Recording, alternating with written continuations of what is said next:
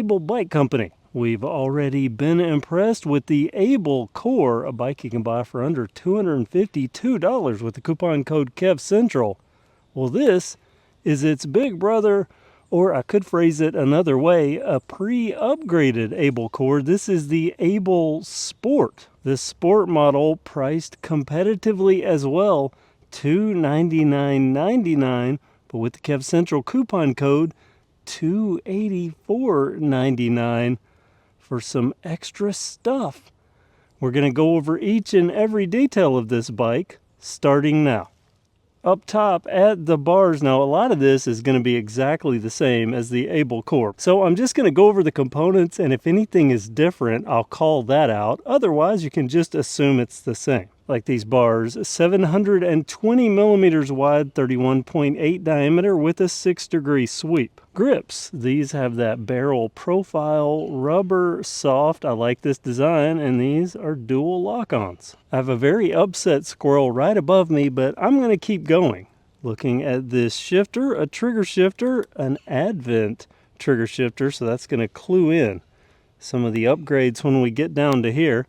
But along with the Advent shifter, hydraulic brakes. The big drawback, at least for me, with that core was the mechanical disc brakes that I didn't adjust and ended up, well, having a little bit of fun on. With this bike, you get hydraulic disc brakes from the factory, nut branded. A couple of years ago, I laughed at this brand, but they've proven themselves to be quite good for out-of-the-box hydraulic disc brakes. As I mentioned on the Able Core, you couldn't spend the extra $30, which is the difference between this bike and the Core, and get hydraulic brakes of this caliber. But I'm going to come back to these hydraulic brakes. I'm going to come back to a couple of things, so stay tuned for that. In the meantime, let's work our way down. This is a 50 millimeter stem. Good, nice mountain bike length. That leads to the straight steerer. No taper here. This is the exact same frame as the Able Core, just with a fancier paint job on it. But that is a straight steerer, or a straight head tube. Going into it is the straight steerer fork. The fork also the same here, a preload adjuster, a manual lockout, 100 millimeters of travel on 30 millimeter stanchions, hence the name XCM30, an SR Sun Tour fork. My bare minimum, actually I'll accept a 28 millimeter as a bare minimum on a big box bike at least. This is not a big box bike. These are built to be sold in bike shops, and the quality of the build and the caliber of the components shows that, especially given this crazy good price. So this SR Sun Tour fork, an XCM30, definitely good for an out-of-the-box fork. Definitely good at this price. Tires, Kenda, that kind of hybrid knobby, a little bit for trail, a little bit for the street. The size of these tires, 29 by 2.20. Double wall alloy rims, Joytech hubs. This was a shock to me when I was looking at the Able Core. The exact same thing here. This is a free rolling bike. I actually pushed this up the trail, and it's an easy roller. We'll get into that in just a moment. An easy roller, and that's Joytech hubs, front and rear. Another Joytech perk here, the Joy branded quick release skewer. Also front and rear, so a rear quick release. That rear spacing, I'll go ahead and talk about that while I'm here, 135 millimeters. And just in case you didn't pick up on it from the front, those nut hydraulic disc brakes, front and rear as well. Let's go to the drivetrain. We're going to start off with the plastic pedals, nothing to see here. 175 millimeter alloy crank arms, a 32 tooth single chain ring, that is narrow wide. And this crank arm design, I really like this, kind of looks like an XT, but it's built for this square taper. 32 tooth up front. At the back, we get our second big upgrade with this sport model. Remember, we had the hydraulic disc brakes up there. Back here, we knew this was an Advent from that shifter, a micro shift Advent with a clutch. If you don't know what a clutch does, really good. This switch here, you can turn the clutch off or you can turn the clutch on. And what this does is with it off, it's pretty easy for me to move this jockey wheel or this cage arm, and you can see the chain droops and it can easily bounce. Look up there. You can see how this could easily bounce off up there. It could more easily jump between gears. That's with the clutch off. Let's turn it on, and it gets significantly stiffer for me to, I'm putting some pressure on here, denting in my finger. Significantly more pressure just built in with that clutch, and you can see things aren't moving as easy, and I'm having to press harder. So you can imagine jumping around on a trail or just riding on a trail and bouncing around without the clutch. It's a lot easier for that to happen with the clutch. Stiff. Doesn't happen as easy, and that's a good thing. And there's another small upgrade hidden in here, and that's with this cassette, a 46 tooth for the low gear, but get to the high gear and that's an 11 tooth. So 11 to 46 tooth, a little more top speed with this Sport over the Core. Another little hidden something, this is on both bikes, but I didn't show it on the Core. On the inside of the opposite side chainstay, Able Design USA. Now, USA designed. This isn't an assembled in the USA bike like the Univega that I just featured. This one assembled overseas, but it is made to bike shop standards. And this frame size, you can see denoted here by the M, is a medium. And since this is an identical frame as the Able Core, that will mean this is, I believe it was a 16.5 inch, but it's the same frame, so it'll have the same geometry, the same straight steerer head tube, the same 3 frame sizes, a small, a medium, and a large, and all the nice curves, the 135 rear spacing, the top tube with this nice design, the black, on the inside different color. The Core, good looking as well, and the Core had kind of a taupe color here, and that was a glossy metallic, and then it had a flat black over the top of that, which looked really good. Well, this is gloss over gloss, and that is not taupe, that's silver, kind of almost a bluey silver in a way, but a silver, a glossy silver with a glossy black. And it's pretty funny, when I first unboxed this, I was looking at this head tube, and just the gloss makes it look like, at a quick glance, the glossy shine will make it look like it's almost a taper. But it's not. Also looks wider just because of the gloss. It's not. I've measured both. They're identical. And it has the identical trim scheme with the tapering from the black on the silver here. And a little bit of that silver coming in would have been taupe on the Core. Little silver coming in here. You know, I liked the Able Core's matte and taupe, but I think I like this better. It's just a good look. Very professional look. Nice welds. A good bike, strong frames.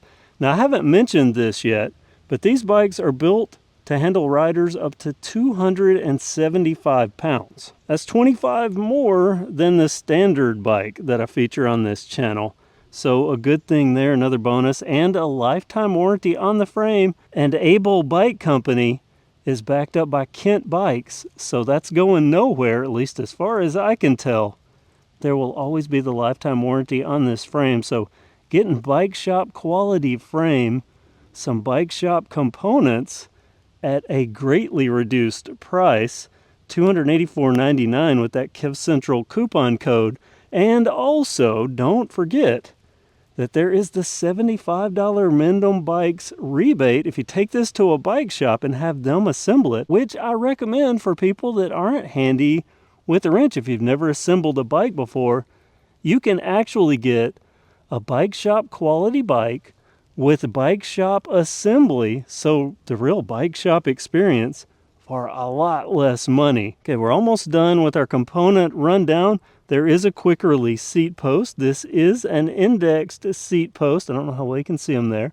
Little indexing marks. I like this. 30.9 by 350, the length on this seat post. And I have it here at my height. This is the medium frame.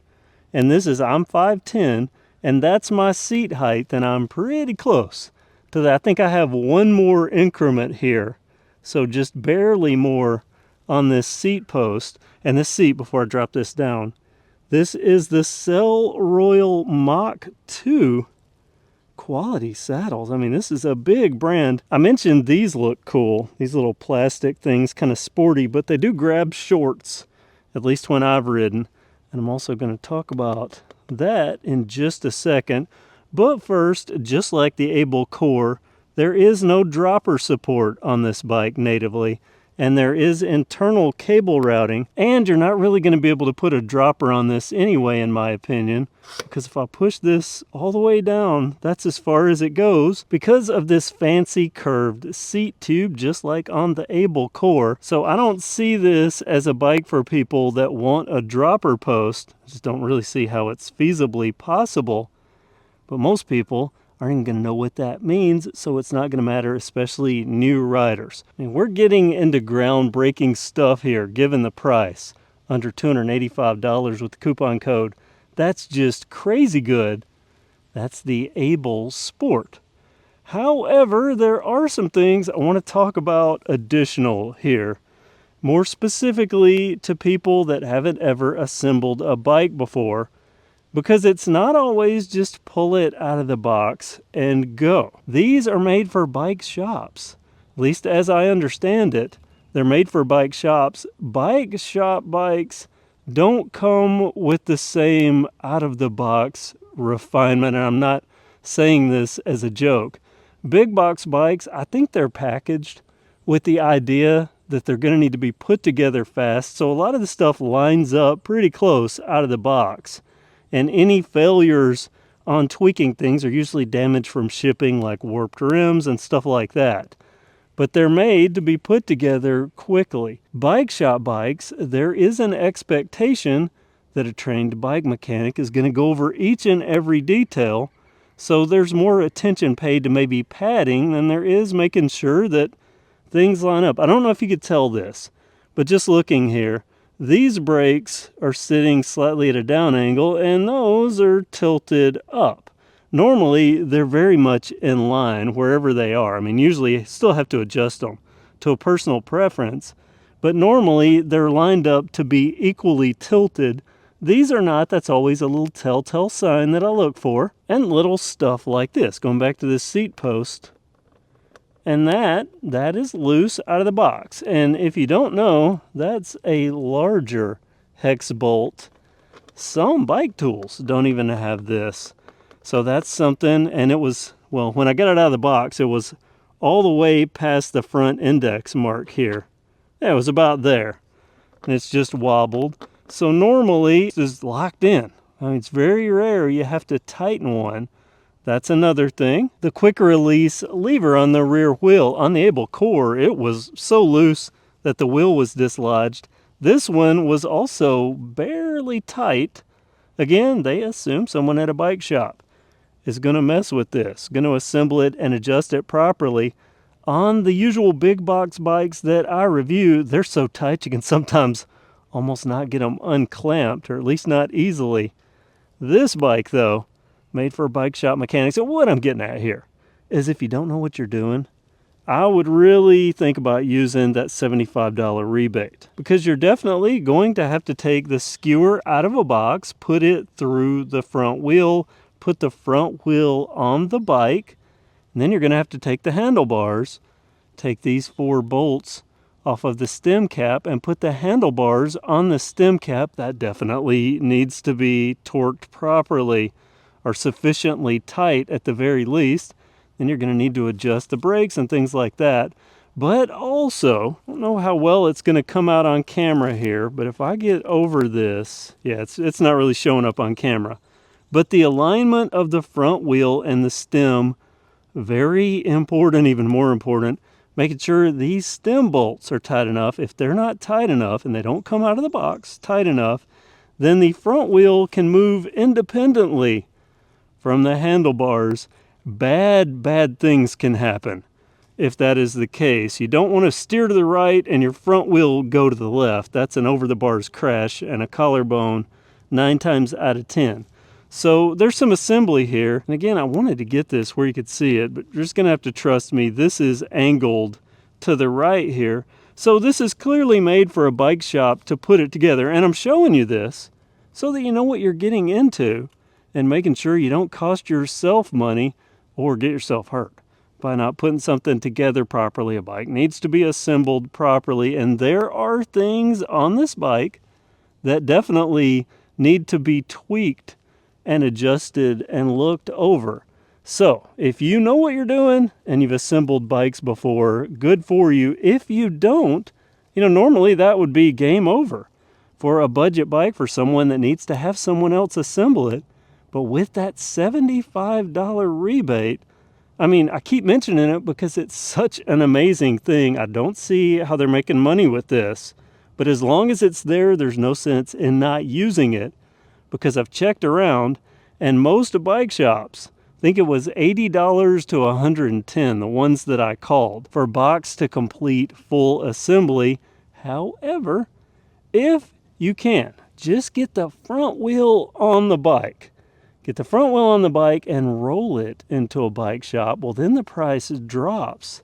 So you could definitely get full assembly as long as they label it as assembly on the receipt. I'm not trying to rip off Mendham Bikes here, but I'm just telling you, maybe a little tweak that I found that makes that $75 rebate even more lucrative. Because just get the front wheel on and the price drops significantly and makes that $75 go all the way into getting a bike shop assembled. And that would make this sport $285 for a true bike shop caliber, bike shop quality, bike shop assembled bike. There is another reason that if you're a novice assembler, a novice rider, a new rider, you're probably going to want to take this to a bike shop. When you get the hydraulic brakes, usually they're just set up properly, set it and forget it. Don't worry about it out of the box. These, however, this happens every now and then with shipped bikes, especially bikes that I suspect have been in the box for a couple of years. The core at least, it was dated 2021, so it had been in the box for about 3 years. Well, these hydraulic brakes have probably been on this bike in a box for the same amount of time, and I can tell you, I'm pretty sure that its UPS journey to me, I don't know if it's UPS or FedEx, one of the carriers, it was delivered upside down, and it looked like the bike had been upside down in the box for quite some time. So I set it upright, and I thought this would remedy, but you can see that goes all the way back, and there's very little resistance. There is air in the brake lines. This one works better. I can actually use this to stop the wheel, but it still has air in the brake lines. This needs to be bled. This one, I actually think this one might even need a little bit of hydraulic fluid in here, just based on how it feels. I didn't see any signs of leakage, and I looked for that, but these definitely need to be bled, and that's an important thing. I don't like to bleed brakes. I'm not good at it. I think very few people that are new with bikes are probably going to be able to dig into this and get it right, and brakes are very important. As I mentioned, on the Able core, I crashed because I got out with the rear brake not working well and only having a front brake that was semi-okay, just like this, only mechanical disc brake-wise. I crashed. I went over the bars. I had a black eye for 2 weeks. I don't want that to happen to anyone else. So use that $75 rebate. And stuff like that is taken care of for you. But also, it's worth note that because I think these maybe have sat in the box for a little bit, that they might have a little bit of extra tweaking needed. But given the dollar, this hydraulic fluid, this hydraulic oil, is super, super cheap. And for those that know and those that like to dig into this, it's easy to deal with for an experienced mechanic. The reason I'm talking about this, I want to point out everything. And I'm also not going to ride this today because I'm not duplicating my over the bars. Plus, it will ride exactly like the Able core, with the exception of a little bit better top speed, which is good. And of course, once these are tweaked out properly, this will have far better braking capability. But I share with you everything. I just want to point out that some of this stuff needs gone over. It's not all perfect out of the box. I've seen a couple of people comment with their Able core, even though I mentioned the bike shop rebate and stuff like that, that are saying, I don't have the bike tools, or I don't know how to do this. What do I do? Well, what you do is use that $75 rebate, at least in my opinion, and get a bike that is bike shop assembled, and that makes these an even better deal. What do you think about this Able Sport? The components that we've gone over, the tweaking that's going to need to be done to get this in rideable condition, but once it is, boy, is it going to be a rider. A very good bike, at least in my opinion, for the dollar. Let me know what you think. I appreciate your opinions. I hope you subscribe if you haven't already. Able Design USA also donated. This is going straight to the nonprofit, unridden. Once it's tweaked out by the local bike shop, someone is going to be able to pick up a stellar deal via the nonprofit here. I hope they enjoy it.